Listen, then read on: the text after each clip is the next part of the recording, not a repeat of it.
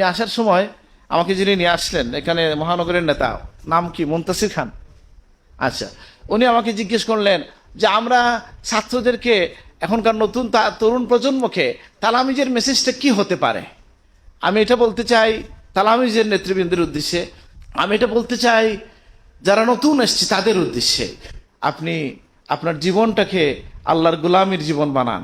আপনি একজন ভালো মুমিন হন, আপনি একজন ভালো সন্তান হন, আপনি একজন ভালো ছাত্র হন, আপনি একজন সুনাগরিক হন। আর এই সব কিছুর সমাধান আছে কোথায়?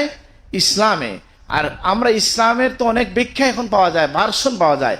আমরা কোন ভার্সনটা অনুসরণ করি সেটা আমরা বলতে চাই। সেটা নতুন কিছু না, সেটা হচ্ছে যে খবর নিয়ে এসেছেন, যে পতাকা নিয়ে এসেছেন এই এলাকায় ইসলামের, দ্বীনের, তাওহীদের, রিসালাতের বাতি যিনি জ্বালিয়েছেন হযরত শাহজালাল মুজাদ্দিদ আল ইয়ামানী, তার খবর, তার পথ, তার পন্থা, তরিকা, সেই পথে আমরা মানুষকে আহ্বান করব।